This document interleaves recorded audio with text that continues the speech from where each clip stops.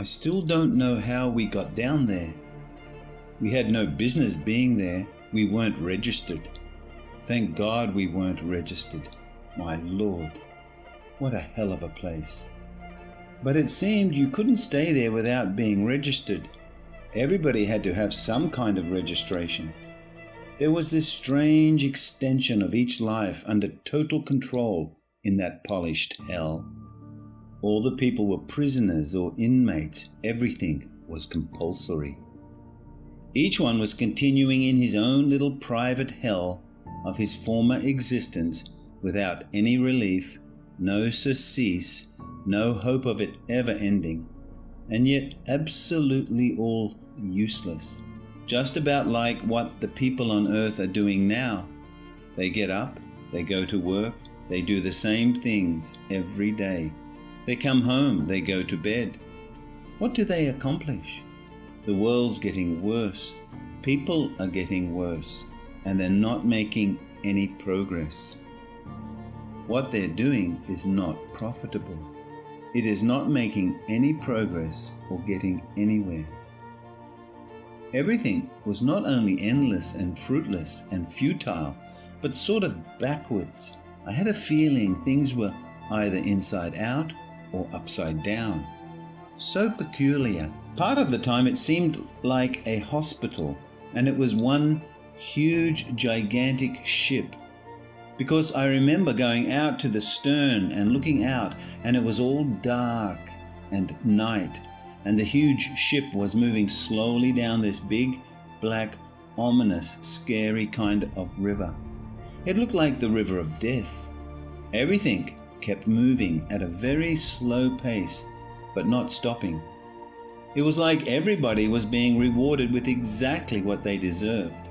The same useless, fruitless, hopeless, monotonous routine in hell that they are living right now on earth, only under controlled conditions, like a hospital. It was almost like there was no truth there, because you didn't know what to believe. You didn't know what was fact and what was fantasy, because when you got around to one side of the desk, you're behind some of those people. It's like you got around to look at them edge on and they disappear, like Polaroid refraction. If you got around to a certain angle edge on, instead of head on or face on, it all disappeared. So you didn't know what was real and what wasn't. We, however, seemed to be independent spirits they couldn't control. We still had a will of our own and were able to make decisions and do as we pleased and to run and escape if we wanted to. The exit was right behind this big front desk, and I couldn't understand why it wasn't guarded.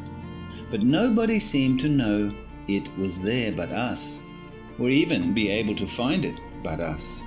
It was like it was hidden from them, and we were the only ones who knew where it was.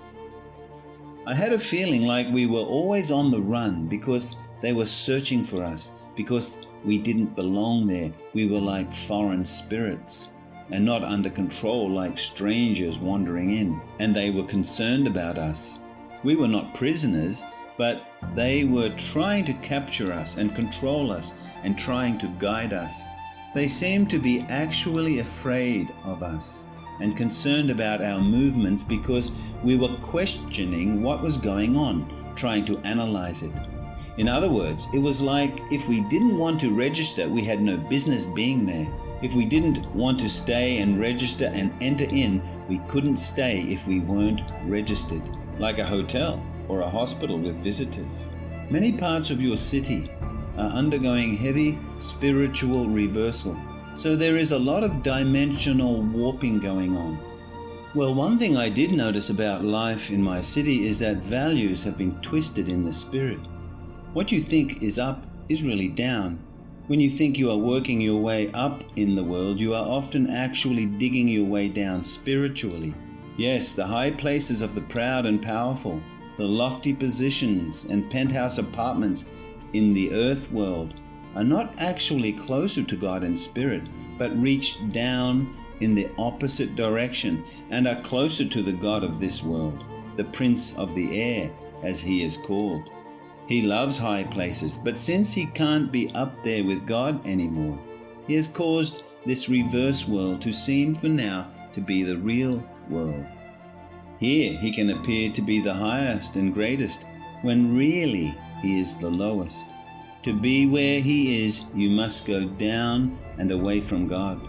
He is king over all the children of pride.